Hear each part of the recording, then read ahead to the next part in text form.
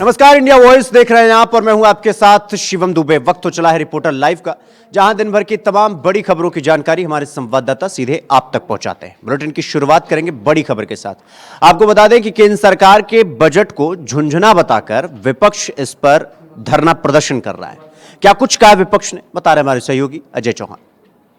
सरकार का बजट आने के बाद लगातार विपक्ष ने सवाल खड़े किए कि जो बजट दिया है वो कहीं ना कहीं झुंझुना देने की बात कही गई है। वहीं आज राहुल गांधी के समर्थन में उनके सांसदों ने धरना प्रदर्शन किया और कहा कि जो बजट दिया है वो अपने ही घटक दलों को फायदा उठाने के लिए जो दिया गया है, ऐसे में जो अन्य राज्य हैं उनको कुछ नहीं दिया गया। बता दें कि वही जो नीति आयोग है उस पर भी सवाल खड़ा किया कि आखिरकार नीति आयोग की तरफ से जो गाइडलाइन जारी की गई थी, जो बताया गया था, उसके अंदर कुछ सीएम मौजूद थे, लेकिन जो कांग्रेस के जो सीएम थे 3 राज्यों के वो शामिल नहीं हुए थे, जिसकी ममता बनर्जी नीति आयोग में शामिल होती। वही राहुल गांधी का कहना है कि जिस तरह से केंद्र सरकार का जो बजट आया वो कहीं ना कहीं गरीबी को और बढ़ावा देने की बात कही। वही मिडिल क्लास लोगों को भी दबाने की बात कही। लगातार कहीं ना कहीं जो केंद्र सरकार का जो बजट था वो पिछले कार्यकाल से भी ज़्यादा गलत बजट, यानी कहीं ना कहीं नुकसानदायक बजट देखने वाला, क्योंकि सबसे ज़्यादा दिक्कत होती है कि मजदूर लोग कहाँ जाएं, मिडिल क्लास कहाँ जाएं, जो कि सबसे ज़्यादा रोजगार को लेकर के सवाल खड़ा गया था। वहीं रेल विभाग को भी लेकर सवाल किया, शिक्षा को भी लेकर सवाल खड़ा गया था,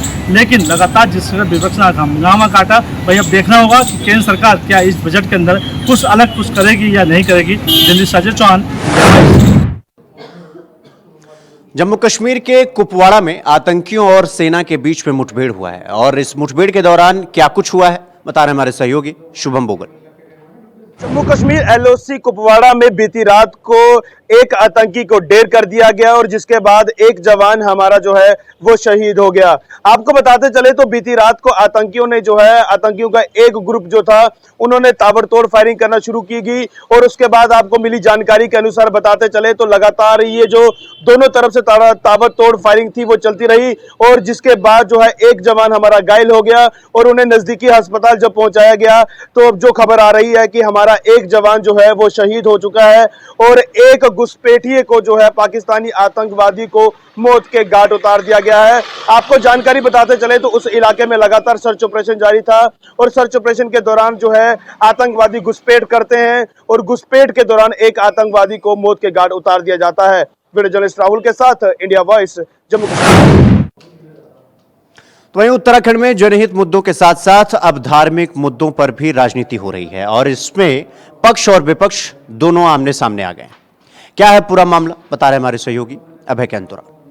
उत्तराखंड में एक तरफ केदारनाथ धाम के नाम पर बन रहा विवाद अभी सुलझा भी नहीं है, तो दूसरी तरफ हिंदुओं के हिमायती होने की बात उठने लगी है, क्योंकि बीजेपी की तरफ से लगातार धर्म के नाम पर जो बातचीत यहाँ पर कही जाती है, जिस प्रकार से धर्मों को लेकर, सनातन धर्म को लेकर अपनी बातचीत जनता के बीच रखने का काम किया जाता है, उस पर कांग्रेस ने सवाल खड़े किए हैं, क्योंकि कांग्रेस की केदारनाथ पर प्रतिष्ठा बचाओ यात्रा इस समय चल रही है। दूसरी तरफ धार्मिक सरकार की तरफ से कैबिनेट में हिंदू जो कल्चर, हिंदू स्टडी है उसको पढ़ाने का निर्णय यहाँ पर लिया जाता है। उसको लेकर सियासत शुरू हो गई है कि आखिर सिर्फ हिंदुओं के नाम पर ठीक क्यों, अगर सभी धर्मों को आगे मानने का काम है तो इनको लेकर भी पढ़ाया जाना चाहिए कि उनके संस्कार किस तरीके से होते हैं, उनकी संस्कृति क्या कुछ कहती है। लेकिन जिस तरीके से निर्णय यहाँ पर सरकार की तरफ से लिया गया उसको लेकर विपक्ष ने सवाल खड़े किया। ये कहा जा सकता है कि अब उत्तराखंड के भीतर भी हिंदुओं को लेकर जो राजनीति है वो काफी तेज होने लगी है और अब उस पर सवाल पूछे जा रहे हैं कि हिंदू हिमायती पार्टी कौन है, क्योंकि जनता भी अब जानना चाहती है कि सिर्फ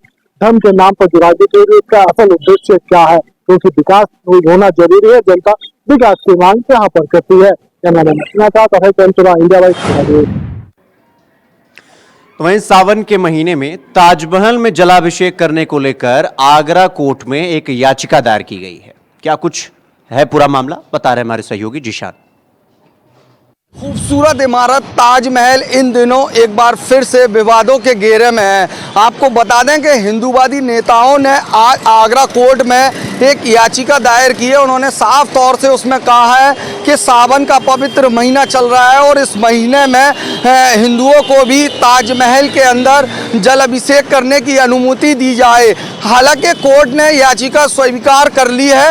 अब देखने वाली बात होगी कोर्ट इस पर क्या निर्णय लेता है। हालांकि हिंदूवादी नेताओं के द्वारा लगातार ताजमहल को तेजो महल कहने की बात कई बार सामने आ चुकी है, लेकिन इस बार एक बार फिर से ताजमहल को तेजो महल कहने की बात सामने आई है और कोर्ट में एक याचिका भी डाली गई है। अपने सहयोगी उमर के साथ जीशान अहमद, इंडिया वॉइस, आगरा।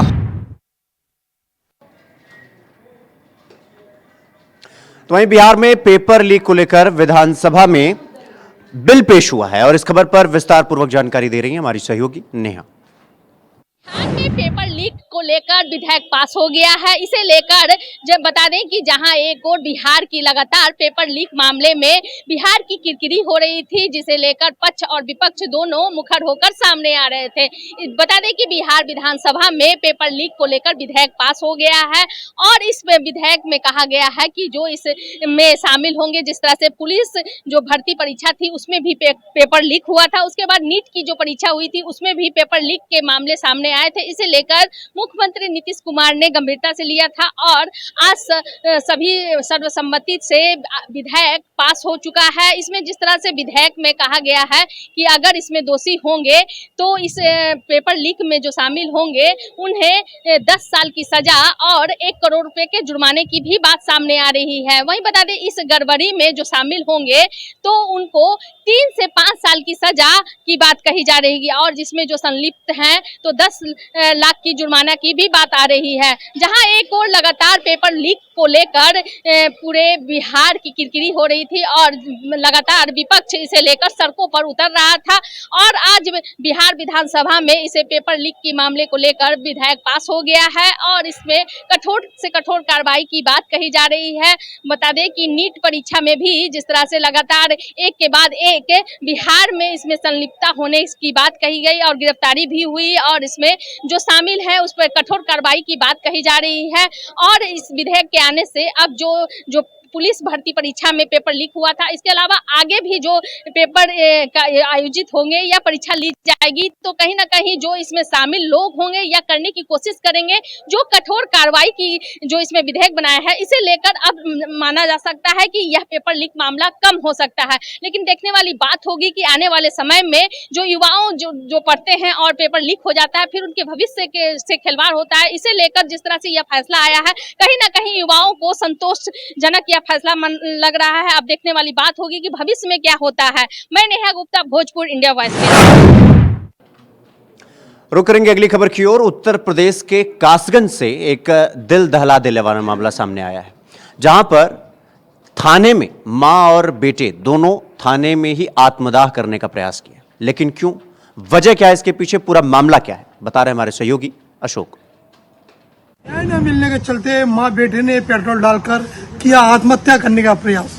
मैं आपको बता दूं, जिस तरीके से यूपी की योगी सरकार हर बार अधिकारियों को दिशा निर्देश दे रही है कि न्याय के लिए कोई भी व्यक्ति नहीं भटकना चाहिए, लेकिन उसको लेकर कासगंज जनपद की पुलिस का रवैया बिल्कुल नजर नहीं आ रहा। आपको बता दें पूरा मामला पटियाली कोतवाली का है।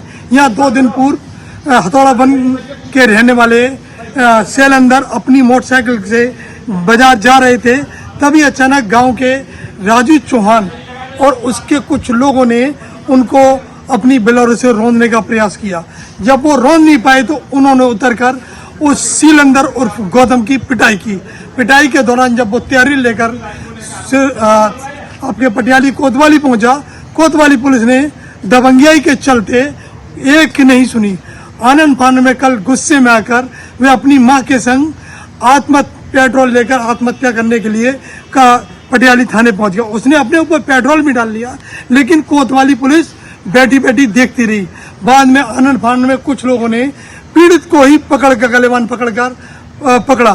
तथा सबसे बड़ी चीज तो यह है कि अभी कुछ दिन पूर्व भी अलीगढ़ के खैर थाना क्षेत्र में मां बेटे द्वारा आत्महत्या का प्रयास किया गया, जिसमें मां के द्वारा पेट्रोल डालकर आग लगाने का मामला अभी शांत भी नहीं हुआ। लेकिन कासगंज की पुलिस इस पूरे मामले को होने के बावजूद भी अभी तक नहीं मानी। कासगंज से इंडिया वॉच के लिए अशोक शर्मा की। तो वहीं बिहार में बदमाशों के हौसले इतने बुलंद हो गए हैं कि एक डिलीवरी बॉय को गोली मारकर लूट की घटना को अंजाम दिया है। इस खबर पर विस्तार पूर्वक जानकारी दे रहे हैं हमारे सहयोगी धर्मेंद्र। बिहारी की गोली की कान से जहर हुआ अफरा तफरी। आज सुबह फिलिप्स कंपनी के मैनेजर को गोली मारकर पैसा और मोटरसाइकिल छीनकर अपराधी द्वारा फाड़ी। मैं ताज़ा मामला मैं बता दूं, मुफस्सिल थाना क्षेत्र के देवराहा बाबा रोड में पैसा लेकर फ्लिपकार्ट के मैनेजर पैसा लेकर जा रहा था जमा करने, तब तक अपराधी द्वारा पीछा कर गोली मार दी गई, जिसके पेट में और पैर में गोली लगने से घायल हो गया। वहीं मोटरसाइकिल छीनकर पैसा छीनकर अपराधी खड़ा है। वहाँ पुलिस पहुँचकर घटनास्थल पर मैनेजर को सदर अस्पताल इलाज के लिए लाया, जहाँ इलाज चल रहा है। अब देखे पुलिस कब तक आरोपी को गिरफ्तार कर रहा है। वो तिहारी धर्मेंद्र कुमार। तो वहीं रायबरेली में एक दुकान के अंदर प्राइवेट नर्सिंग होम चलाया जा रहा था, और कैसे हुआ खुलासा, क्या है पूरा मामला, बता रहे हमारे सहयोगी राजू तिवारी।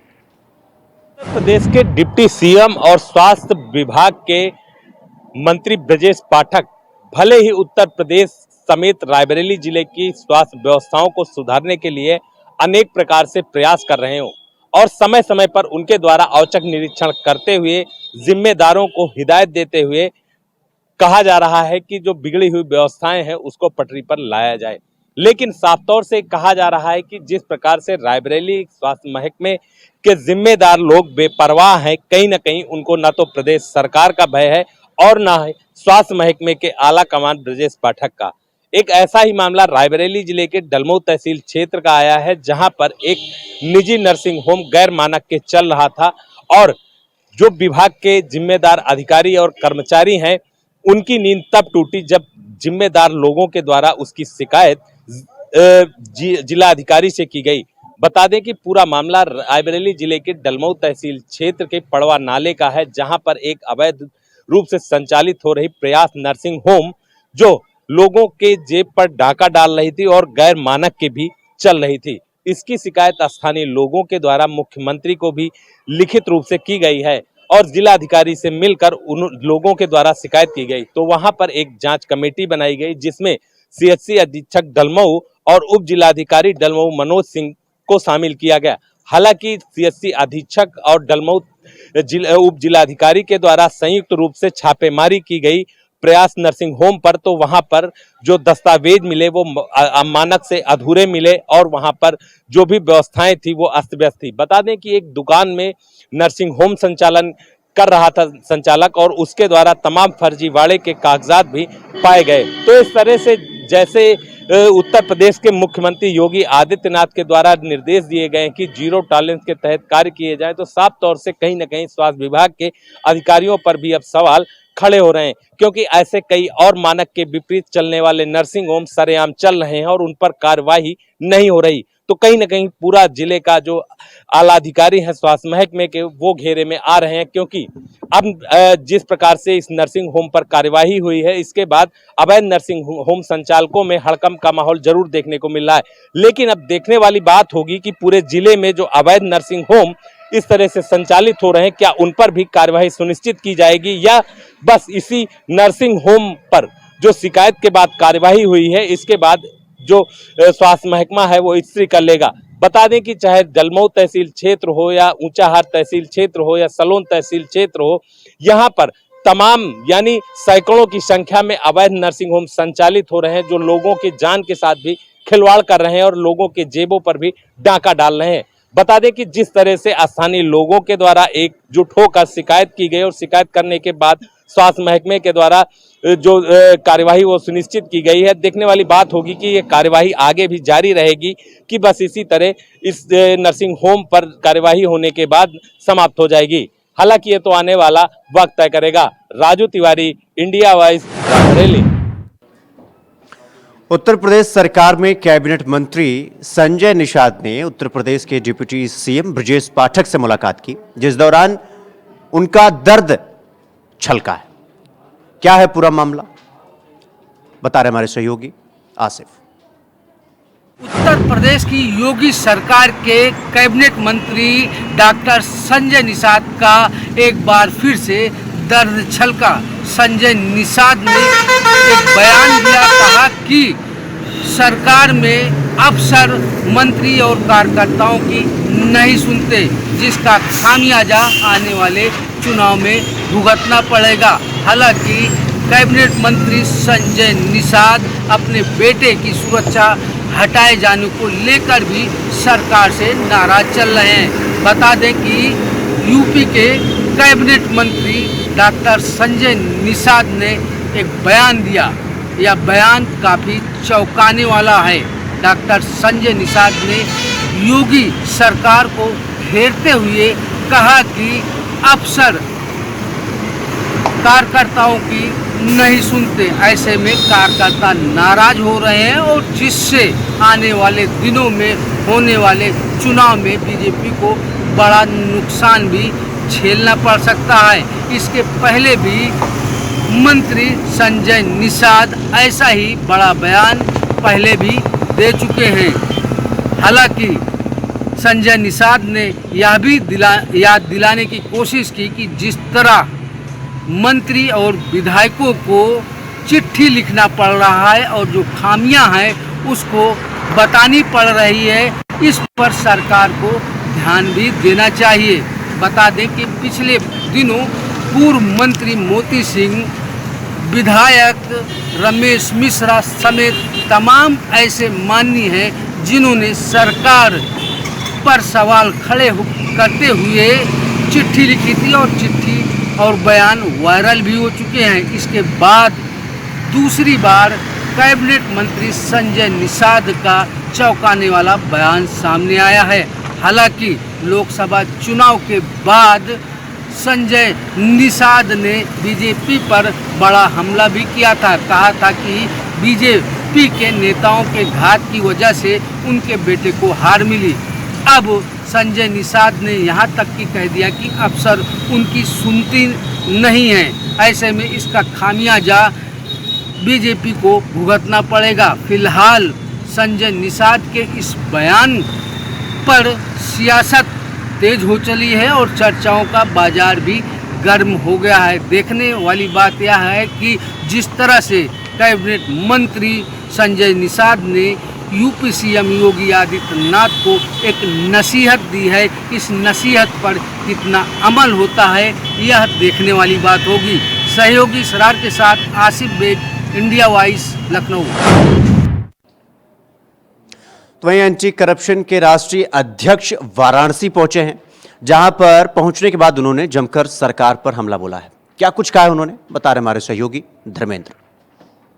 कमेटी के राष्ट्रीय अध्यक्ष आज वाराणसी पहुंचे। जनसंवाद रैली के तहत अयोध्या, मथुरा, लखनऊ, महाराष्ट्र, एमपी तमाम जगहों से जनसंवाद रैली करते हुए एंटी करप्शन के राष्ट्रीय अध्यक्ष वाराणसी पहुंचे। इस दौरान राष्ट्रीय अध्यक्ष जी ने वाराणसी में आकर कहा, सीधे बीजेपी सरकार पर हमला बोला।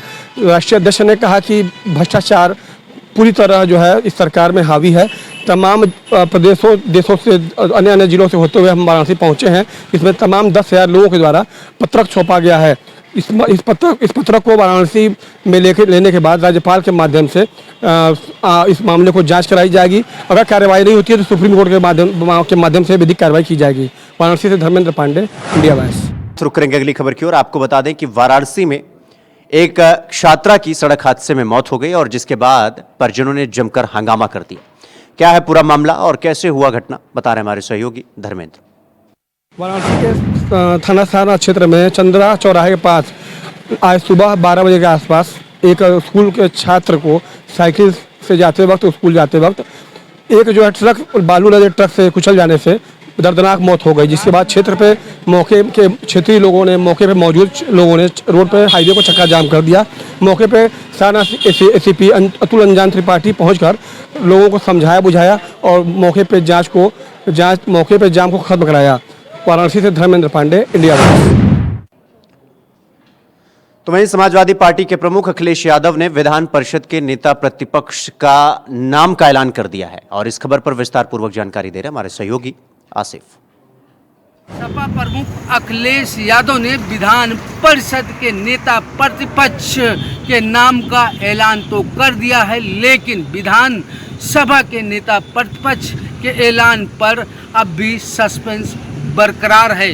चाचा शिवपाल यादव साइडलाइन हो चुके हैं। वहीं सूत्रों का यह भी दावा है कि विधायक इंद्रजीत सरोज ने भी अब नेता प्रतिपक्ष की भूमिका अदा करने से मना कर दिया है। ऐसे में यह माना जा रहा है कि विधायक राम अचल राजभर को इसकी जिम्मेदारी सौंपी जा सकती है। हालांकि अब विधानसभा सत्र 29 जुलाई को होना है और इसके पहले ही समाजवादी पार्टी प्रमुख को पीडीए फार्मूला अपनाते हुए विधानसभा के नेता प्रतिपक्ष का ऐलान करना है। बता दें कि 29 जुलाई को विधानसभा का सत्र शुरू होना है।